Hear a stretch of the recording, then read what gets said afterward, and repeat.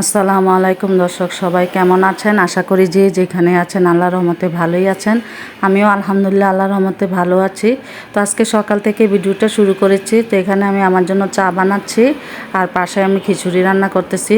তো অনেক সকাল সকাল 5টার সময় উঠেছি, উঠে ঘরে অন্যান্য কাজ করে তারপরে রান্না করে চলে আসলাম।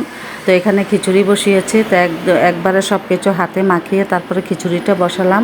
তো আমার ছোটো মেয়ে আজকে তার কলেজে প্রথম দিন, এই জন্য সকাল সকাল উঠে ওর জন্য নাস্তা বানাচ্ছি।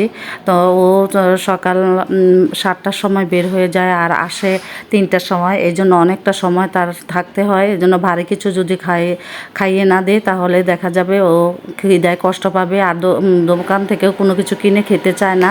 তো এই জন্য আমি ভাবলাম যে খিচুড়িটাই রান্না করি। খিচুড়ি খাইলে মানে অনেকক্ষণ পেটে থাকবে, আরও ভালো থাকবে। আর আমি আমার বাচ্চাদেরকে যত সকালবেলায় হোক ওদেরকে নাস্তা খাওয়ানো ছাড়া ঘর থেকে বের হতে দেই না। ওরা সকালবেলা খেতে চায় না, তারপরে ওদেরকে আমি খাইয়ে দিই। সকালে যদি সে নাস্তাটা না খায় তাহলে সারাদিন ও কীভাবে চলবে, এটা কোথা থেকে এনার্জি পাবে। এই জন্য ওকে পেট ভরে খেতে দিই। তারপরে ওর খাওয়া দাওয়া শেষ, এখন রেডি হয়ে নিচ্ছে। তো আজকে ওর বাবার সাথে যাবে প্রথম দিন যেহেতু। তো ও ভর্তি হয়েছে cantonment Ispahani school and college, ওখানে ভর্তি হয়েছে। তো কলেজ থেকে ওদের গাড়ি আছে, কিন্তু ও এখনও প্রথম নতুন, আর সেপ্টেম্বর মাস পর্যন্ত ওদেরকে গাড়ি দিবে না। তো এই জন্য ওর বাবাই ওকে নিয়ে যাবে কয়েকদিন, ওর বাবা নিবে আবার আনবে। এই জন্য ওকে শিখিয়ে দিবে কিভাবে একা যেতে হয় আসতে হয়। তো ওর সাথে ওরা একটা বান্ধবীও আছে, তো বান্ধবীর সাথে যাবে। আর বাইরেও বৃষ্টি হচ্ছিল। তো আসলে মেয়েকে অনেক দূরে, আমাদের বাসা থেকে অনেক দূরে কিন্তু ইস্পাহানি স্কুল অ্যান্ড কলেজ। তারপরও মানে সাহস নিয়ে আল্লাহর উপর ভরসা করে মেয়েকে এখানে ভর্তি করাইছি যাতে মেয়ের ভবিষ্যৎটা ভালো হয়। তো আপনারাও দোয়া করবেন আমার মেয়ের জন্য ইন্টারে ভালো রেজাল্ট করতে পারে। আর এখন দেখেন মেয়েকে বিদায় করে তারপরে ছেলেকে উঠাইয়ে খাওয়া দাওয়া করিয়ে তারপরে ছেলেকে বিদায় করলাম। এখন চলে আসলাম রান্না করতে, যেহেতু আমার 10টার সময় গ্যাস চলে যাবে। তো আমি এখানে ডাল বসাইছি, পাট শাক দিয়ে রান্না করব। আর এখানে গুঁড়া মাছ ভিজিয়েছি, আজকে গুঁড়া মাছ রান্না করব। তো গুঁড়া মাছের সাথে একটা মুরগি বাচ্চা ভিজিয়েছিলাম আমার ছেলের জন্য, এই মুরগিটার গিলাটাই রয়ে গেছে, মুরগিটা আমি আলাদা করে ভিজাইছি। তো এখানে পাট শাকগুলো ধুয়ে তারপর পানি ঝরাইতে দিচ্ছি, যে পানিগুলো ঝরে গেলে তারপরে আমি ডালগুলো ফুটে উঠলে ডালের মধ্যে দিয়ে দেব। তো এখন আমি গুঁড়া মাছগুলোকে লবণ দিয়ে ভালো করে মেখে কিছুক্ষণ রেখে দেব। আগে আমি ভালো করে একবার ধুয়ে নিয়েছি, তারপরে এখন লবণ দিয়ে ভালো করে মেখে তারপরে এগুলোকে আবার ভালো করে ধুয়ে নেব। লবণ দিয়ে মেখে রাখলে দেখা যায় গুঁড়া মাছের মধ্যে যে একটা আইসটা গন্ধ লাগে, এই গন্ধটা লাগে না। এই জন্য আমি এগুলোকে ভালো করে লবণ দিয়ে মেখে কিছুক্ষণ রেখে দেব। তো এর মধ্যে মাছের মধ্যে যে ময়লাগুলো থাকে ময়লাগুলো বের হয়ে যাবে আর মাছের আইসলাগুলো নরম হয়ে যাবে, তারপর ধুইলে দেখা যাবে এগুলো উঠে যাবে। তো এখন মাছ রান্না করার জন্য এখানে আমি শুকনো মরিচ, পেঁয়াজ আর রসুন নিয়েছি। এগুলোকে একটু ব্লেন্ডার করে নেব, কারণ বাটার সময় নাই, খুবই তাড়াতাড়ি করে রান্না করতেছি, কোন সময় আবার গ্যাসটা চলে যায়। তো এই জন্য এখন আমি এগুলো ব্লেন্ডার করে নিব। ব্লেন্ডার করে তারপরে আমি মাছটা রান্না করা শুরু করব। তো আসলে দর্শক, আজকে শুক্রবার, আমি ভয়েস দিতেছি আমার এই ভিডিওর, মানে আজকে সারাদিন অনেক কাজ করেছি, কাজ করে শরীরটা অনেক টায়ার্ড, খুবই ক্লান্ত লাগতেছে।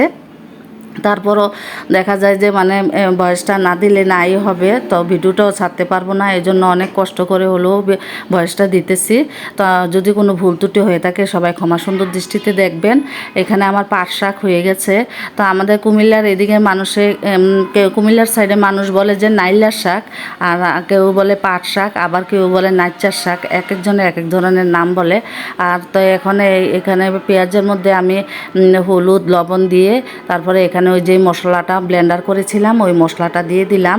তো আগে দেখতাম গ্রামের মানুষরা যদি গুঁড়া মাছ রান্না করতো রসুন আর পেঁয়াজ বেটে দিয়ে তারপরে রান্না করতো। তো আমিও আজকে ওই জিনিসটা ট্রাই করলাম। আসলে এভাবে রান্না করলে খুব মজা লাগে, আর মানে তরকারিটা একদম মাখা মাখা হয়। তো এই যে দেখেন মশলাটা ভালো করে কষিয়ে নিলাম, অনেকক্ষণ যাবত আমি মশলাটা ভালো করে কষিয়ে নিয়েছি। তো মশলা যদি ভালো করে কষানো না হয় তাহলে দেখা যায় তরকারিটাও স্বাদ লাগে না। তো এই জন্য মশলাটা যত ভালো করে কষাবো তাহলে মানে যে কোনো তরকারি খেতে ভালো লাগবে। আর মশলার মধ্যে যদি আদা রসুনের গন্ধটা থাকে তাহলে আর ওই তরকারিটা খেতে ভালো লাগে না। তো এখন আমি ওই মাছগুলোর সাথে মশলাগুলো ভালো করে মিশিয়ে নিচ্ছি, ভালো করে কিছুক্ষণ নেড়ে চেড়ে মিশিয়ে তারপরে এখানে আমি পরিমাণ মতো পানি দিয়ে দেব। তো মাছটা একটু মাখা মাখা হবে, বেশি ঝোলও হবে না। এই যে দেখেন মাছটা হয়ে গেছে। তো এখন আমি ধনেপাতার জন্য অপেক্ষা করতেছি, ধনেপাতার জন্য বাজারে পাঠিয়েছি। তো এখন ধনেপাতা নিয়ে আসলো, এখন আমি এই ধনেপাতাগুলো দিয়ে মাছগুলোকে ভালো করে নেড়ে চেড়ে তারপরে আমি নামিয়ে ফেলবো। তো অপর পাশে আমি আমার ছেলে এবং নাতনির জন্য ছোট মুরগির বাচ্চা রান্না করতেছি। তো এখানে আমি একদম মরিচ দেইনি, মশলা কষিয়ে তারপরে মাংসগুলো কষিয়ে এখানে বেশি করে পানি দিয়ে ঝোল দিয়ে দিলাম। তারপরে এটাকে একদম মাখা মাখা করে ভুনা করব। তো ভুনা করতে করতে দর্শক আমি আমার রিকোয়েস্টটা আপনাদেরকে করে নেই।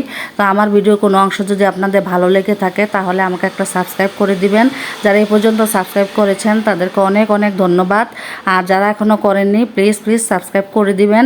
আর মানে আমার ভিডিও এতক্ষণ এই পর্যন্ত দেখেছেন, এখন একটা লাইক দেননি, তাহলে আমার ভিডিওতে একটা লাইক দিয়ে দিবেন আর বেশি বেশি শেয়ার করে দিবেন। আর আপনাদের মূল্যবান মতামতগুলো আমাকে কমেন্টে জানিয়ে যাবেন।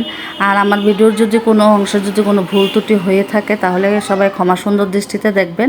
আজকে এখানেই শেষ করছি। আল্লাহ।